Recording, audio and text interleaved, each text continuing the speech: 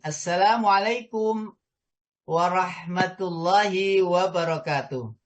Waalaikumsalam warahmatullahi wabarakatuh. Alhamdulillah, summa alhamdulillah. Ala ni'matillah la hawla wa la quwata illa billah. Rabbi syrah li sadri wa yassir li amri. Wahlul 'uqdatam min lisani yafqahu qawli. Raditu billahi rabba wa bil islami dina wa bi Muhammadir rasula. Wa ba'du. Wa qala Allah ta'ala fil Qur'anil Karim. A'udzu billahi minasyaitonir rajim. Wa yas'alunaka 'anir ruh. Qulir ruhu min amri rabbi. Wa ma utitum minal ilmi illa qalila. Shadaqallahul azim.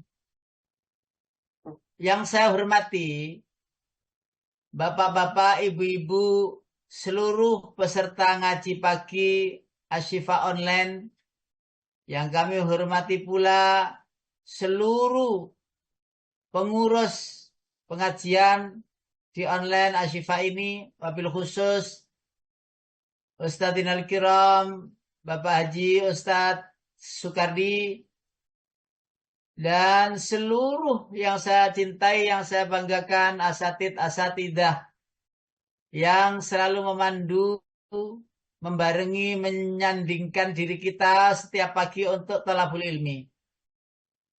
Tiada kata yang patut kita ucapkan selain daripada ucapan alhamdulillah. Pagi ini kita masih diberi kesempatan untuk melek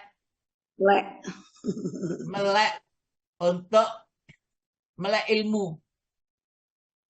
Setelah tadi bersahur, lalu kok ya gak ngantuk, alhamdulillah. Ini ada yang ngantuk ya? Ada ya? Enggak, Ustaz. Enggak ya? Enggak, Ustaz. Malam itu ya gak ngantuk, Putri. Ya.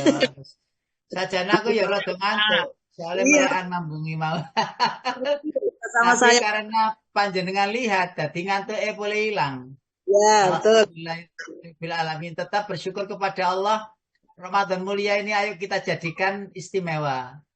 Tidak biasa-biasa saja. Karena bisa jadi Ramadan tahun ini adalah Ramadan terakhir. Walaupun kita tidak berharap demikian. Mudah-mudahan ketemu Ramadan berikutnya. Namun, apabila seandainya Ramadan tahun ini ternyata yang terakhir, maka insya Allah akan ganti dengan Ramadan berikutnya dengan surganya. Amin ya rabbal alamin. Rabbal alamin. Yang kedua, salawat dan salam semoga tetap terabadikan kepada junjungan kita Rasul akhir zaman, Rasulullah Muhammad sallallahu alaihi wasallam. Mudah-mudahan pula tentu dengan izin Allah kita mendapatkan syafaat dari beliau di akhirat nanti, dan kita dikenali oleh beliau karena sinar-sinar kita pengikut Rasul, dan insya Allah kita dipanggil dengan nama, dan saat nama itu dipanggil betapa kita itu girang, senang, bahagianya ternyata Rasulullah mengenali kita dengan sebaik-baik mengenali, seperti mengenali anak-anaknya sendiri, sebagaimana disebut-sebut dalam Al-Quran. Bapak Ibu yang dirahmati Allah, pagi ini saya akan menguraikan, mungkin ini bisa jadi dua season ya. Karena ternyata begitu saya ngetik ya, ternyata ada yang harus dikenalkan lebih dahulu sebelum ini. Jadi kalau tidak saya kenalkan, khawatirnya Anda nyambung.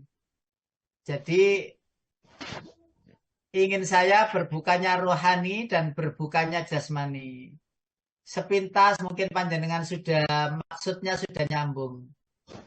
Tetapi kalau tidak saya hantarkan, rohani itu apa, jasmani itu apa. Sementara ini yang kita tahu ada roh, ada rohani, ada jasmani. Ada jiwa, ada raga. Ada jiwa, ada raga. jiwa dan raga ini sudah kita kenali kayaknya. Tapi ada satu yang ini tidak bisa kita deteksi. Nah ini tak kenalkan dulu. Nanti kalau sudah kenal ini, panjenengan insya Allah nyambung. Apa ini namanya? Dengan materi yang saat ini sebenarnya mau saya sampaikan. Khawatirnya kalau to the point, gak urut-urutan nih. Lah, karena itu jangan sampai panjenengan ngantuk, kok salah paham ya. Apalagi bahayanya gagal paham. Ya, Bahaya. yang pertama, oh sorry ya, ini gambar yang ini aku tipu anak puhungnya gak enak itu aku. Ini aja. Ah, ini loh, pembagian diri manusia dulu. Jadi pada diri manusia itu ada bagian-bagian yang kita sering mengenali cuma 2, tapi ini ada 3, Bapak Ibu. Saya cari literaturnya ketemu. Dan yang membingkai ini adalah Bapak Profesor Nursam. Yang beliau pernah menjadi rektornya IAIN Sunan Ampel Surabaya. Saya kenal baik, ya. Dan sering waktu itu ketemu di IAIN, ngobrol. Ya walaupun beliau itu profesor, tapi sering ngobrol itu ya sama begitu ya. Yang sekata saya itu juga senang ngobrol sama beliau. Nah, beliau menguraikan begini. Karena saya ngutip gitu, tak kutip dari tulisan-tulisan beliau. Badan kita ini Bapak Ibu itu ada ruh. Badan ini kita ini ada jiwa. Jiwa. Dan badan kita ini ada jasad. Jadi 3 ini nyatu. Semuanya ada di badan kita. Jadi sementara yang kita pahami adalah ada ruh, ada jasad, atau ada jiwa dan raga. Nah gitu ya.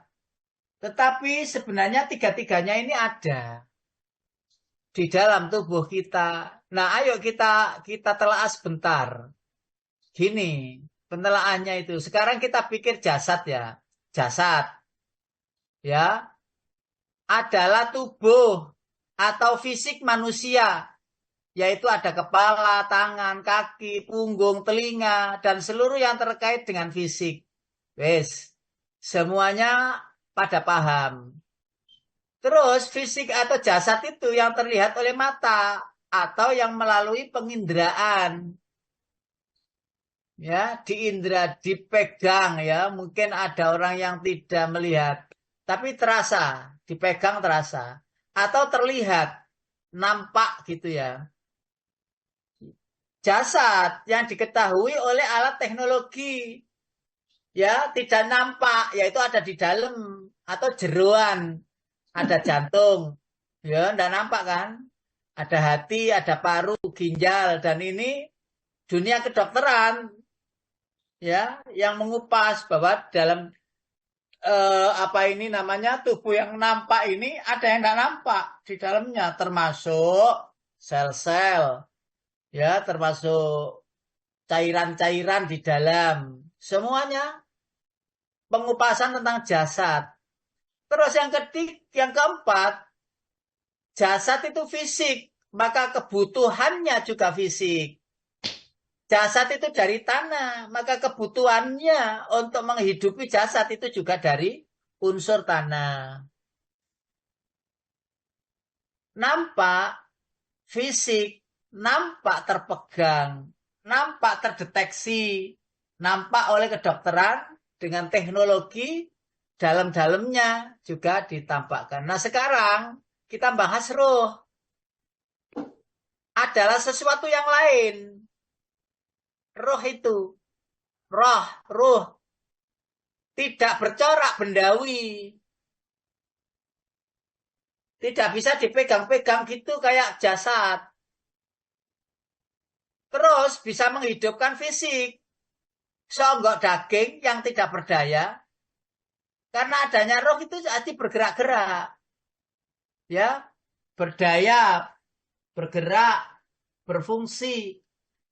Jadi entah bergeraknya itu berjalan, ngesot, berangkang kayak kambing gitu itu, atau ngesot kayak ulat itu, apa, belatung dan lain sebagainya, karena ada rohnya. Songgok daging bisa jalan itu karena ada rohnya. Lalu tiupan Allah kepada diri manusia, roh itu. Yang sampai saat ini semua manusia tidak mampu mendeteksi keberadaan dan bentuknya. Misteri dan misterius. Misteri dan misterius. Sulit. Karena itu ayatnya jelas. Kulir ruhu min amri rabbi. Wa ma'uti itu minal ilmi la qalila. Kapan lalu saya ditanya oleh Ustadz Soekardi. Ustadz Mukhtar, roh itu malaikat, rohnya malaikat itu apa sama dengan rohnya manusia? Kalau ternyata saya ketemu, kalau saya baca di kitab Habaik, sama. Rohnya itu, sumbernya sama. Yaitu Allah meniupkan rohnya. Termasuk rohnya manusia, termasuk rohnya kambing, semuanya sama.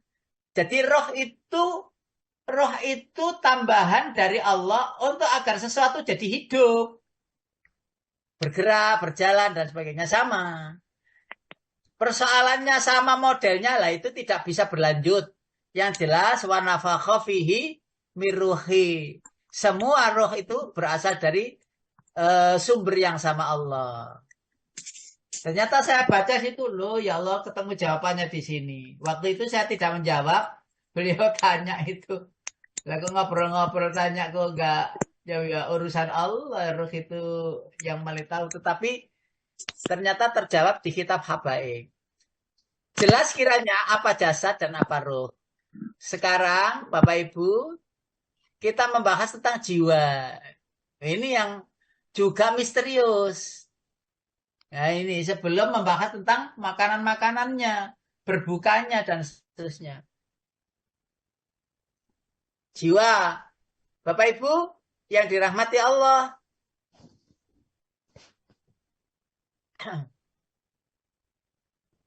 Dalam bahasa Arab disebut nafs. Dalam bahasa Al-Quran disebut nafsun. Umpamanya, ya ayyatuhan nafsul mutmainnah. Nah itu loh. Itu loh. Kan Al-Quran kan menyebut. Roh juga disebut oleh Al-Quran. Jasad, fisik, jisim. Ya. Apa ini namanya raga. Disebut juga oleh Allah. Tetapi nafsun ini juga disebut. Jadi di dalam diri kita itu ada 3 unsur, tidak 2, Bu, Pak. Unsurnya adalah roh, ya, jasad dulu, terus roh, terus jiwa ini. Lah jiwa ini bahasa Arab yang sering kita dengar adalah nafsun. Umpamanya ya ayatuhan nafsul mutmainnah. Atau wama ubarri'u nafsi, ya gitu ya. Nah, terus berikutnya. Dialah kecenderungan melakukan tindakan dan keinginan. Jiwa inilah, jadi bukan roh ternyata, bukan jasad. Yang berkeinginan-keinginan itu ternyata nafsun itu, jiwa itu.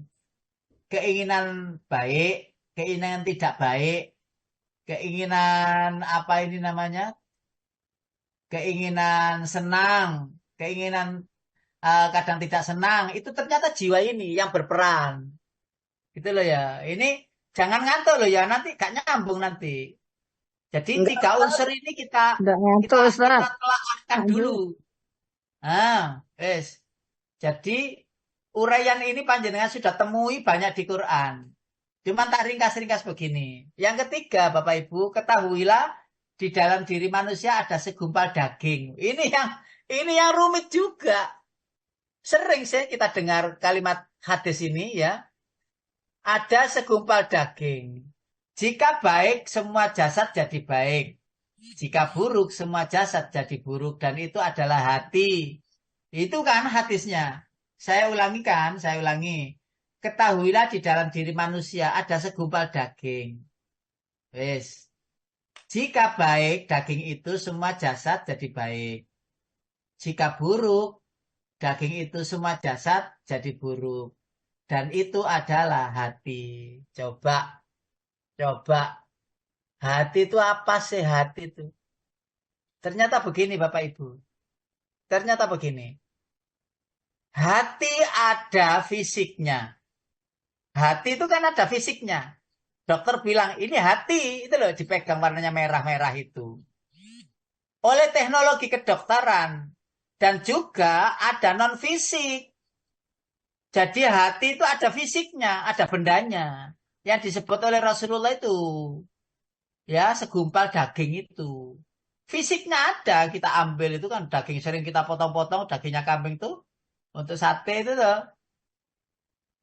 Fisiknya ada, tetapi non fisiknya juga ada yang tak terdeteksi disebut nafs atau nafsun jiwa itu. Ini endingnya loh ya.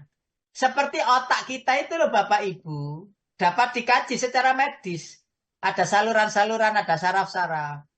Tapi ada dimensi non fisiknya yang misterius.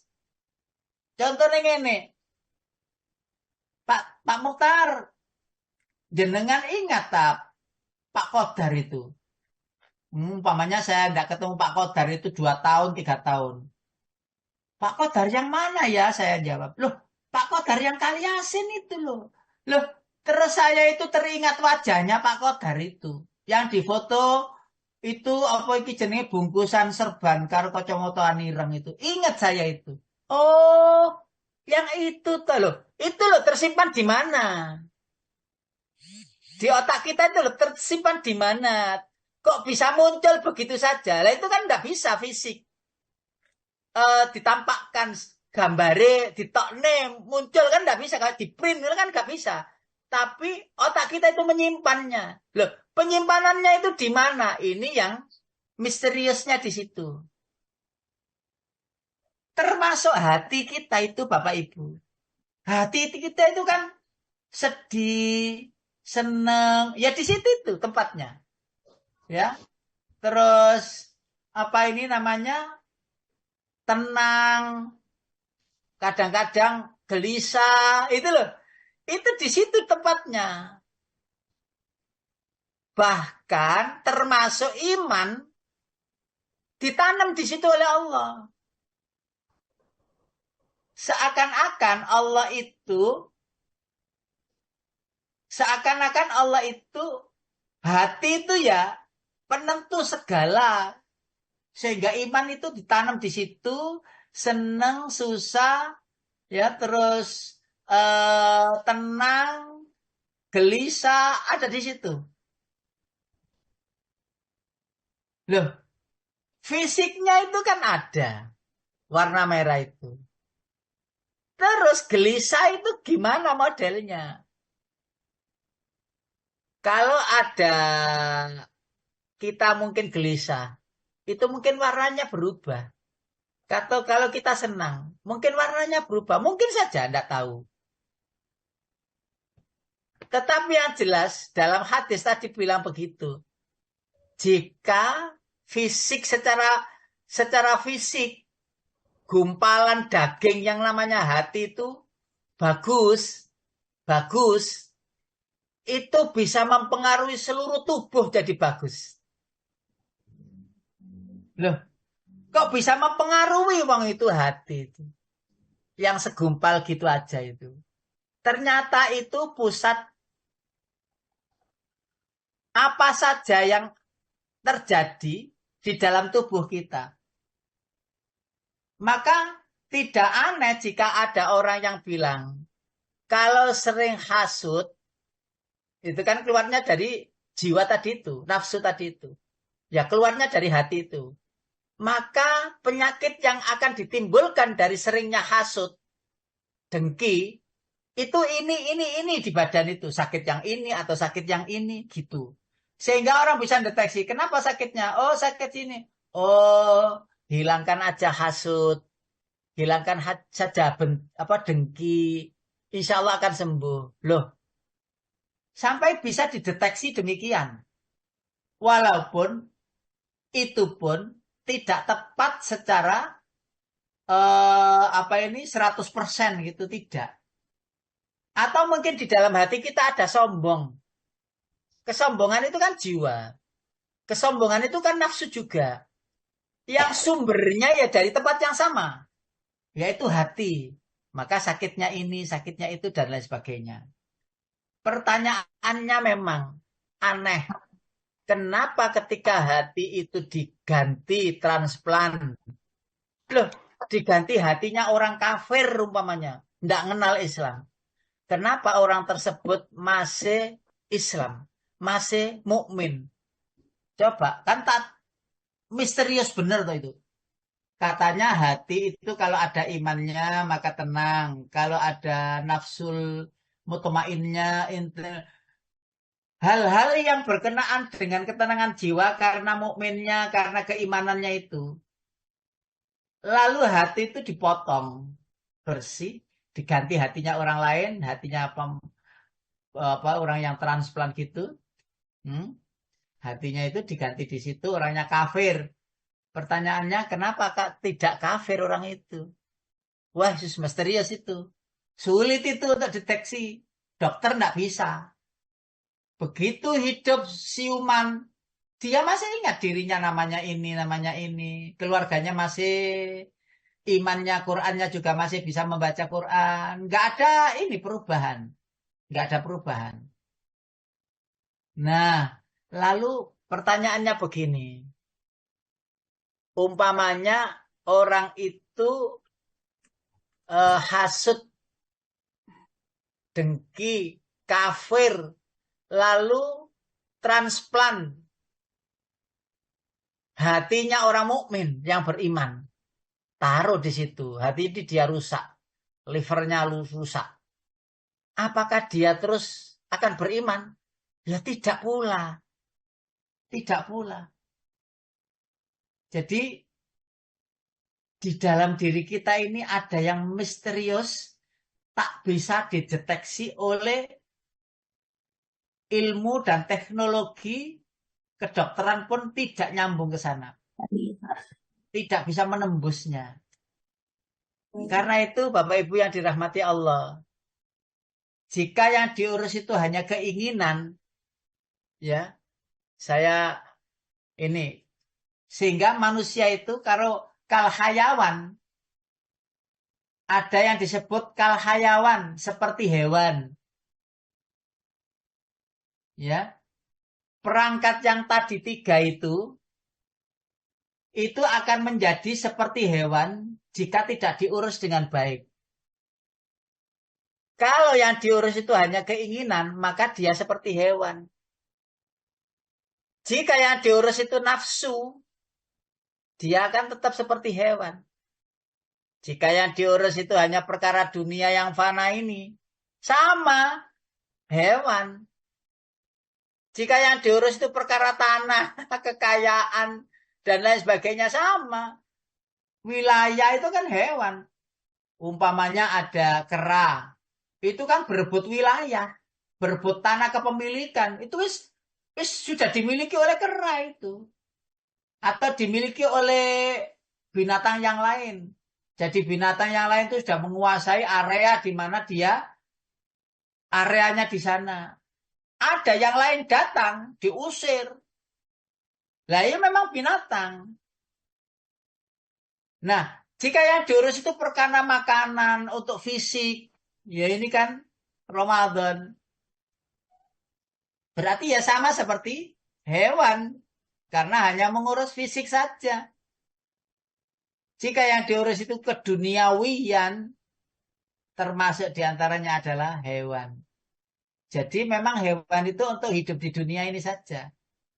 Dan memang dihidupkan itu untuk membanding. Karena hewan itu ada onggok daging dan ada roh. Itu saja. Nggak ada jiwa. Nggak ada jiwa. Apakah hewan punya hati? Punya. Tapi tidak diberi nafsun tadi itu. Jiwa itu tadi. Keinginan baik, keinginan buruk. Tidak diberi. Walaupun mungkin diberi nafsu dan ditutup dengan keimanannya. Atau mungkin hewan itu dalam kutipan-kutipan kitab-kitab yang lain, bisa jadi hewan itu sudah lebih takwa daripada kita. Lebih takwa. Diapakan oleh Allah, yes, pokoknya manut. Bahkan seluruh apa yang ada di alam ini yang selain manusia dan jin, Semua sudah takwa kepada Allah. Loh, kenapa kok Ustaz kok demikian? Loh, nggak disuruh sholat, nggak disuruh poso toh. Nggak disuruh ngaji, nolak Al-Quran, tengok-tengok. Enggak. Kenapa? Karena mereka sudah bertakwa.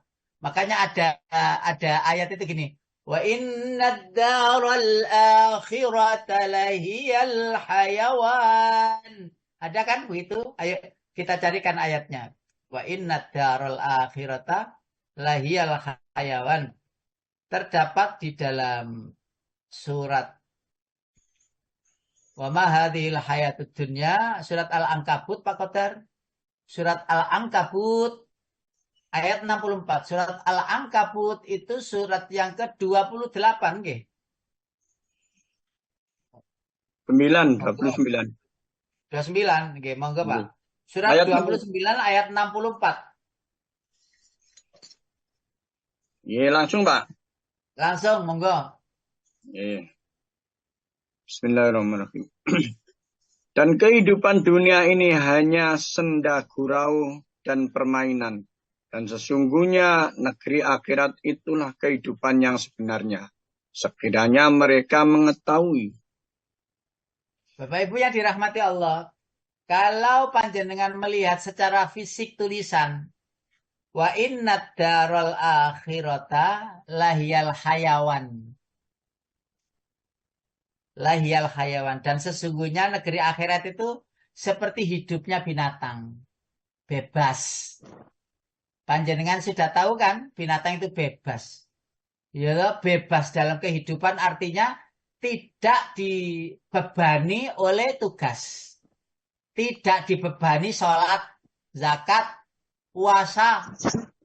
Ya, tidak dibebani dosa. Itu nggone pekarangane wong, jagunge wong ora oleh dipangan, enggak. Pokoknya semuanya boleh. Disitulah kehidupan binatang yang asli di dunia. Siapa kok tidak mau diikat berarti ya podo karo arek-arek iku. Lah, kehidupan akhirat kita nanti ya seperti hayawan gitu, lahiyal hayawan. Kehidupan yang sebenarnya hidup. Hidup yang sebenarnya hidup. Lah hidup yang sebenarnya hidup itu adalah akhirat. Ayatnya yaitu tadi surat Al-Ankabut ayatnya ayat 64. Ya. Jadi wa inna daral akhirata lahiyal hayawan. Karena akhirat itu terbebas dari belenggu. Bagi orang-orang yang di dunia itu mau dengan aturan bahasanya mau dibelenggu oleh Allah di dunia, mau meredam keinginannya. Jika tidak mampu meredam keinginannya dan dia mau bebas di dunia ini, berbuat apa saja, membunuh, mengusir, ya, mengebom, merusak dan lain sebagainya, maka di akhirat terikat. Lah terikatnya di mana? Terikatnya di alam akhirat itu adalah neraka. Diikat neraka. Ayatnya ada. Narullahil muqadah allati tattali'u alal afidah innaha alaihim muqsadah fi amadim mumaddada. Diikat di tiang. Tidak bisa kemana-mana. Kenapa? Karena di dunia sudah dibebaskan untuk berbuat apa saja. Karena itu di surat Yusuf, surat nomor 12, ayat 53, disebutkan di situ. Wa ma ubadri'u nafsi innan nafsa la'ammaratum bisu'i illa ma rahima rabbi inna rabbi ghafurur rahim. Monggo Pak Qadar, sudah ya? Dan aku tidak Dan aku tidak menyatakan diriku bebas dari kesalahan. Karena sesungguhnya nafsu itu selalu mendorong kepada kejahatan. Kecuali nafsu yang diberi rahmat oleh Allah. Sesungguhnya Tuhanku Maha Pengampun, Maha Penyayang. Baik. Nabi Yusuf itu memiliki kisah yang unik, gitu, luar biasa. Seandainya Nabi Yusuf itu mau membela dirinya, maka habis 9-10 saudaranya itu. 10 saudaranya itu tidak akan diberi makan. Ya, padahal pada saat itu punya otoritas tentang pemberian makanan. Biar kapok, begitu ya. Enggak, tapi kenapa? Karena Nabi Yusuf diantara yang rohimah Rabbi tadi. Sekarang pertanyaannya, apakah jiwa kita, nafsu kita sudah mendapatkan rohimah Rabbi? Insya Allah. Modelnya rohimah Rabbi itu adalah keimanan. Nyatanya hari ini kita puasa. Berarti kita mentaati perintah Allah melaksanakan ibadah puasa. Yang kedua, untuk menghalang-halangi setan berupa jin itu yang yajrimat jeredam itu yang keluyuran di badan kita itu terhalang, menyempit saluran tubuh kita itu. Kenapa? Karena puasa. Itu diantara kata Rasulullah itu. Sesungguhnya setan bergerak mengikuti aliran darah. Maka persempitlah jalan setan dengan lapar dan dahaga. Itu diriwayatkan oleh Imam Ahmad hadisnya. Dan ini penting untuk kita ketahui. Lalu ada begini Bapak Ibu. Ada manusia itu kal malaikat, seperti malaikat. Ada manusia itu seperti binatang, ada manusia itu seperti malaikat. Lah, kok bisa mencintai Allah di atas segalanya? Dia tahu bahwa ada fisik yang terbuat dari tanah. Dia tahu fisik itu ditiup Allah sehingga hidup. Lalu Allah sempurnakan fisik yang hidup itu dengan jiwa. Ya. Dengan keinginan. Ya, nafsu. Nah, ternyata keinginan itu diarahkan untuk mencintai Allah di atas segalanya. Sehingga nampaknya manusia, tetapi wujudnya manusia, tapi dia adalah malaikat. Bahkan jauh lebih mulia daripada malaikat. Mencintai Rasulullah dan menguswahinya. Mencintai Rasulullah. Membaca Al-Quran setiap waktu. Berzikir sepanjang hari. Dan terdapat dalam surat Asy-Syams 91 ayat 9 dan 10. Walaupun kita itu bakat keduanya untuk jadi orang baik dan untuk jadi orang buruk. Bakat kita itu. Tetapi Allah mengarahkan dengan keimanan itu untuk memilih bakat yang terbaik, yaitu takwa. Fa'alhamaha fujuraha wa taqwaha. Qad aflaha man zakkaha wa qad khaba man dassaha. 9 sampai 11 ya. Yeah. Monggo boleh. 9-10. Ya, monggo silakan. Yeah. Sungguh beruntung orang-orang yang mensucikannya, yakni mensucikan jiwanya. Dan sungguh rugi orang yang mengotorinya. Baik. Sungguh celaka, sungguh binasa orang-orang yang mengotorinya. Artinya apa Bapak Ibu? Kita diamanai, dititipi barang yang suci, bersih. Ya. Lalu ia mampu menjaganya sepanjang hidup. maka ia akan aflah, mendapatkan kemenangan. Sebaliknya yang tidak mampu menjaganya, ia akan mendapati dirinya dalam kebinasaan. Baik, sampai di sini penelaahan mukadimah selesai. Sehingga ringkasnya begini. Jiwa, jasad, dan roh itu semuanya berbeda. Berbeda satu sama lain. Kalau jiwa nggak bisa dideteksi. Kalau roh sudah jelas Allah pagari. Roh itu urusanku, kata Allah. Dan engkau tidak akan diberikan ilmu roh, kecuali sedikit saja. Lah jasad, kita sudah tahu jasad itu apa. Semua makhluk jasadnya ada dan berbeda-beda. Tetapi tidak semua makhluk diberi jiwa. Makanya ada ya ayat Tuhan nafsul mutmainnah tadi. Lah jiwa-jiwa inilah yang membuat seluruh badan itu jadi baik. Hati tadi yang disebut oleh Rasulullah baik, itu telah dipoles oleh jiwa yang baik. Jiwa yang baik yang dimaksud diantaranya adalah keimanan kepada Allah, ketakwaan kepada Allah, dan akhlakul karimah. Wes, kita lanjutkan.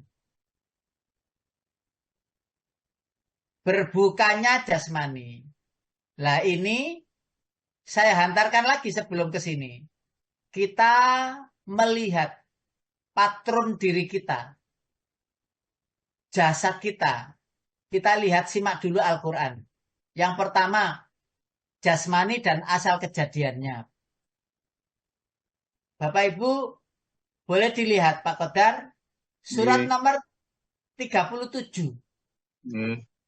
Ayatnya ayat 11. 37 itu surat As-Saffat. As-Saffat setelah surat Yasin. A'udzu billahi minasyaitonir rajim. Bismillahirrahmanirrahim. Surat 37 ayat 11.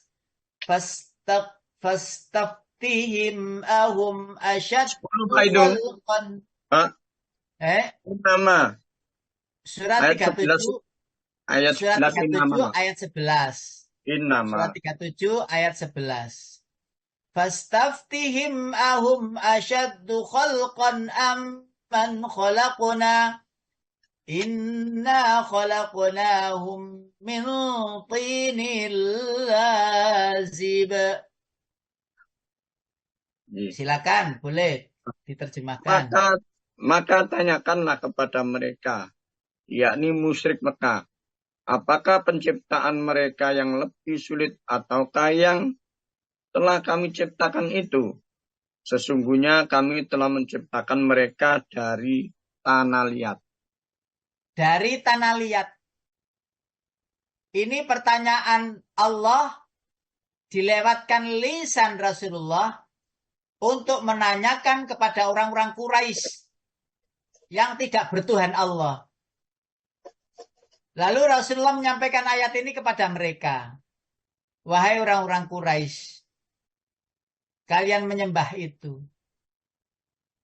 Kalian itu dari apa? Kata Allah,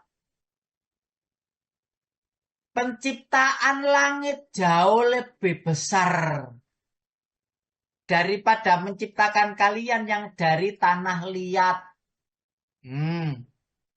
Tanah liat, tinil lazib. Tanah lembek. Tanah yang dijeladreni ya umpamanya bikin batu bata. Itu awalannya kan begitu. Nah, kemudian tanah itu kok bisa hidup? Itu maksudnya di sini berpikir, loh, kalau tanah itu diemplek-emplek gini untuk bangunan jadi batu bata, akhirnya jadi batu bata. Tetapi yang Allah kehendaki, jika Allah kehendaki, tanah itu bisa hidup. Lah, modelnya seperti kalian ini. Itu maksudnya terjemahan jika saya baca di Ibnu Katsir. Jadi tanah yang lembek. Nah, Tanah yang lembek itu rasanya ya diantaranya ya kita ini. Orang-orang yang lembek-lembek gitu itu ya. Gak gampang murang-muringan. Lembek ya kayak wong Solo, wong Jogja ngono. Makanya gak murang-muringan tapi ya karena apa ini belangkonnya itu mendel mburi ya mendel mburi akhirnya. Ana mendel ngarep ana mendel mburi, ana mendel samping ya gak ana. Mendel mburi kayak gelung itu ya. Ya gelung itu memburekno. Jarang gelung nang ngarep ya benjol elek ngono lah. Ya, artinya apa? Penciptaan dari tanah mana? Ya kan katanya yang nakal itu berarti dari tanah sengketa katanya. Tanah sengketa. Nah ini kejadian jasmani. Kejadian jasmani. Bahkan tanah itulah. Nanti kita sambungkan. Dari unsur itulah. Makanannya pun juga dari unsur tanah. Terus ayat 32. Surat nomor 32 As-Sajdah. Ayatnya ayat 7. Surat As-Sajdah ayatnya ayat 7. A'udzu billahi minasyaitonir rajim. Alladzi ahsana kulla syai'in khalaqahu wa bada'a khalqal insani min tin. Ya. Yang memperindah segala sesuatu yang dia ciptakan dan yang memulai penciptaan manusia dari tanah. Kata-katanya tanah saja, tanah, tin atau tanah. Jadi memulai penciptaan dari tanah. Dan dulu pernah saya sampaikan, Nabi Adam dalam penciptaan itu di kitab Imam As-Suyuti itu. Jadi dari berbagai unsur bumi. Bahasanya itu yang cukup nama kasidi, nama Jawa sidi, nama Afrika sidi, wallahu alam. Tapi yang jelas dari unsur-unsur tanah yang ada di bumi. Jadi bumi itu punya karakter tanah itu beda-beda. Ada tanahnya berbatu, ya, ada tanah berpasir, ada tanahnya berlumpur, ada tanahnya berlumpur hitam dan seterusnya. Itu semua diambil untuk membuat jasadnya Nabiullah Adam alaihissalatu wassalam. Yang berikutnya itu disebut oleh Allah dari tanah kering seperti tembikar. Ini suratnya Ar-Rahman ini. Khalaqal insana min salsalin kal fakhar. Silakan Pak, jika sudah ketemu ayat 14. Surat Ar-Rahman. Iya Pak. Dia menciptakan manusia dari tanah kering seperti tembikar. Oke. Jadi seperti tembikar yang saya bilang tadi. Jadi ada tanah itu yang kering. Maka kenapa sih ayat ini kok macam-macam Allah menciptakan? Allah mengatakan dari tanah berpasir turab, dari tin, dari tinilazib, kenapa kok banyak macamnya gitu? Dan banyak macamnya. Kenapa? Karena memang kejadian manusia karakternya pun juga yang akhirnya nanti di dalam ilmu psikologi itu adalah ilmu membaca karakter. Nah, jadi ilmu psikologi itu kan ilmu membaca karakter. Yang akhirnya jadi sebuah ilmu dari itu. Dari model manusia macam-macam itu.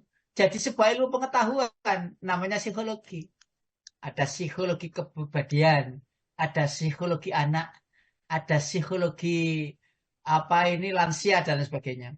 Lalu berikutnya Allah juga mengatakan dari tanah liat kering, dari lumpur hitam. Suratnya surat nomor 15. Suratnya surat 15, surat Al-Hijr. A'udzu billahi minasyaitonir rajim. Bismillahirrahmanirrahim. Wa idh qala rabbuka lil malaikati inni khaliqum basharam min salsalin min hama'im masnun. Silakan, Pak. Pak. Dan sungguh kami telah menciptakan manusia, yakni Adam dari tanah liat kering dari lumpur hitam yang diberi bentuk. Ayat 26 ya Pak? Ya. Ya. Jadi Allah mengatakan di surat 15 ayat 28 itu. Ayat 26 Pak. 28. 26. Ayo. Oh 28. Langsung Pak. Ya. Dan ingatlah ketika Tuhanmu berfirman kepada para malaikat, sungguh aku akan menciptakan seorang manusia dari tanah liat kering dari lumpur hitam yang diberi bentuk. Ayat ini dibuat ayat ini serupa dengan ayat 26 yang panjenengan baca. Nggih. Jadi ekornya sama, min solsolim min hama'im masnun. Ayat 28 juga begitu. Min solsolim min hama'im masnun. Pengulangan ini adalah mematenkan bahwa asal kejadian manusia itu tanah yang diinjak-injak setiap hari. Yang tidak ada harganya, yang nggak terpikirkan. Makanya surat Yasin itu kan menyampaikan ya. Apa itu? Surat Yasin, surat nomor 36, ayatnya ayat hampir terakhir itu. Ya. Bukan. Awalam yaral insanu, ayat 77, Pak. Awalam yaral insanu anna khalaqnahu min nutfatin fa'idha huwa khasimun mubin. Masalahnya di sini. Ayat 77 surat Yasin. Jadi silakan Pak. Iya Pak. Dan tidaklah manusia memperhatikan bahwa kami menciptakan dari setetes mani. Ternyata dia menjadi musuh yang nyata. Ternyata musuh Allah yang nyata. Padahal tidak berharga diinjak-injak tanah itu. Ketika tanah itu dipilih oleh Allah, saripatinya diambil oleh Allah. Ya, dimakan binatang, dimakan tumbuhan dimakan binatang itu dimakan manusia, atau tumbuhan itu dimakan manusia dari saripati.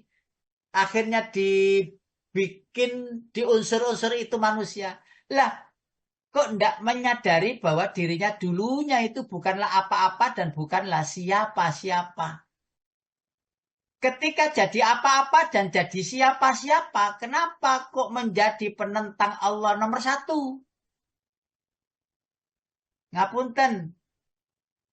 Iblis itu hanya satu menentangnya, hanya tidak mau sujud pada Adam itu saja. Tetapi manusia itu menentangnya itu banyak hal. Banyak hal. Mengingkari, mendustakan, tidak taat. Ya, banyak justru manusia yang kejadiannya dari tanah itu. Mengingkari Allah, mendustakan Allah, mengkufuri nikmatnya. Ya, menentang Allah itu lebih banyak daripada iblis sendiri. Padahal iblis sekali mengatakan waktu itu tidak mau. Lalu ditanya, mengatakan mamana aka alatas judait amartuk kalah anak khairum min. Yaitu jawabannya itu. Saya lebih baik darinya. Loh, kenapa manusia itu kok masih ada? Wong barang dari tanah itu yo. Begitu ditiupkan roh, terus bisa jalan-jalan, ditambahi dengan nafsu, jiwa, keinginan. Lalu dengan keinginan itu ingin menguasai dunia. Ingin ini, ingin itu, sembarang semua ingin dikuasai. Sehingga lupa bahwa dia akan kembali kepada Allah. Na'udzubillah ya Allah ya Rahman ya Rahim. Padahal dari tanah. Dan nanti dibangkitkan ya dari tanah lagi. Allahu Akbar walillahilhamd. Peringatan, dan itu kejadian manusia. Kejadian jasmani manusia. Lalu yang terakhir, surat 96 ayat 2. Surat 96 ayat 2. Khalaqal insana min 'alaq. Khalaqal insana min 'alaq. Surat 96, surat Al-Alaq ayat 2. Alail, Pak. Ya. Khalaqal insana min 'alaq. Boleh silakan. Oke. Ini ayat pinten mana juga? Ayat 2 surat nomor 96. Oh, ayat 2. 96 surat Al-Alaq. 96 dah. Iqra bismi rabbikal ladzi khalaq. Nggih, Pak. Nggih. Dia telah menciptakan manusia dari segumpal darah. Ya. Segumpal darah. Andaikan gumpalan darah itu tercecer, nggak ada yang memperhatikan. Baru masih darah. Ketika dibentuk, ya, summa sawwahu wa nafakha fihi min ruhi wa ja'ala lakumus sam'a wal absara wal afidah. Ketika sudah dibentuk, jadi Allah itu memandang ciptaan itu tak terhingga kan Pak, ciptaan itu. Bu, ketika memandang ciptaannya dari yang nampak oleh kita dan yang tidak nampak itu. Semuanya itu diperlakukan sama, tidak ada satupun yang terzalimi. Termasuk manusia, nggak ada yang terzalimi. Pertanyaannya, kok bisa antar manusia itu satu sama lain mendolimi? Bahkan yang aneh, mendolimi diri sendiri. Makanya ada ayat bilang, wa minhum zalimun linafsih. Kenapa manusia itu menyiksa dirinya sendiri? Padahal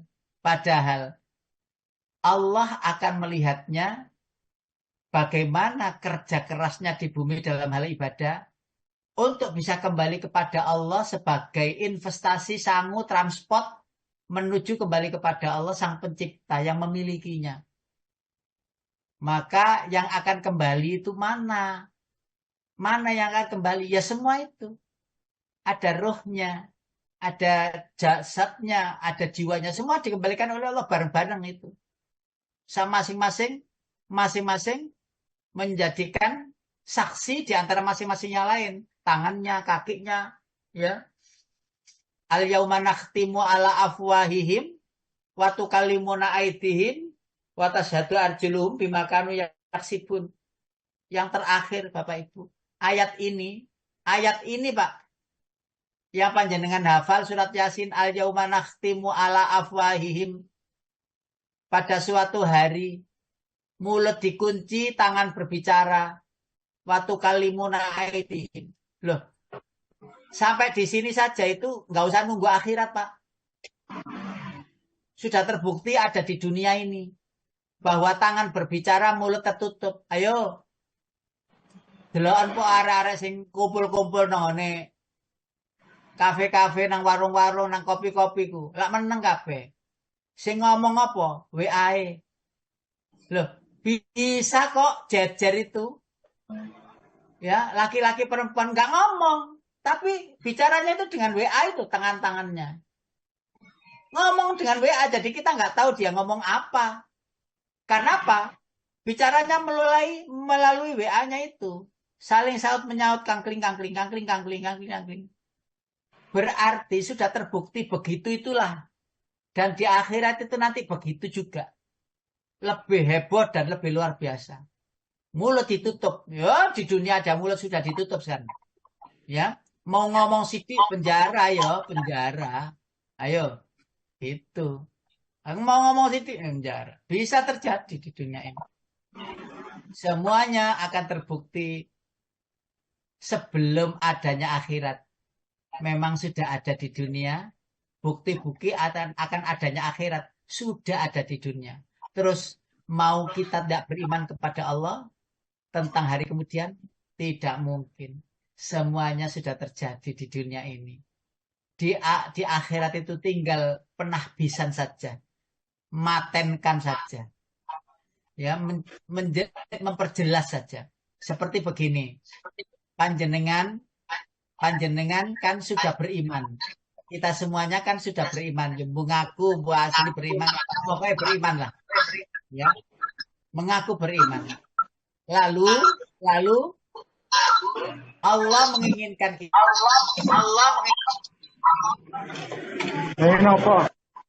Allah menginginkan kita untuk berpuasa. Itu sebenarnya Allah berkeinginan, Allah ingin mengetahui kita itu benar-benar iman apa tidak. Sebenarnya kan begitu. Seperti kita itu sebenarnya sudah surga di dunia ini. Tetapi Allah pastikan surga akhiratnya. Ketika sudah surga dunia ini kita dapati. Allah memastikan surga itu akan didapat. Jika surga itu sudah kita dapatkan di dunia. Nah, surga dunia itu adalah merasa bebas dalam ketaatan kepada Allah. Bukan merasa bebas dalam mengingkari syariat-syariat Allah. Mau diatur begitu itu berarti memastikan bahwa Allah mengatakan ini orang beriman. Ketika diminta untuk puasa terus puasa, berarti sudah terpatenkan oleh Allah bahwa oh ini puasa berarti dia beriman. Ketika ada panggilan ya ayyuhalladzina amanu kok noleh, oh berarti dia beriman. Tahu campur. Panjenengan tahu nggak nama orang yang jual campur? Nggak tahu. Tetapi dipanggil profesinya. Campur sini. Datang itu tukang campur itu. Mesti datang. Mau kita panggil campur, dia nyurung gerobak tahu campur. Datang. Walaupun kita tidak memanggil nama orangnya. Lah ketika kita dipanggil, hei orang yang beriman. Lah kok kita itu geruduk datang. Berarti kita masuk kategori orang yang beriman. Ketika dipanggil, hei orang yang beriman kemari. Kok nggak datang? Berarti ada yang tidak termasuk beriman. Karena nggak datang. Nah ketika menoleh Allah perintahkan puasa. Berarti orang-orang yang beriman itu tercatat oleh Allah benar-benar beriman. Tidak sekedar beriman. Kenapa kok benar-benar beriman? Telah melaksanakan kewajiban. Jasmani dan asal kejadian. Dan nanti kita akan bahas rohani dan asal kejadian. Termasuk bukannya jasmani. Bukannya jasmani kita akan bahas pada minggu yang akan datang. Masih dalam bulan Ramadan. Makanya bahas buka. Durung maghrib wis bahas buka. Gak enak aku. Ya wis menit dibahas buka. Iki mau cek bahas sahur. Wis mari alhamdulillah wis mari sahur. Monggo Pak Hedi, saya sampaikan, saya sambungkan untuk Terima kasih pendalaman Ustaz berikutnya. Mukhtar. Insya Allah yang akan datang silakan.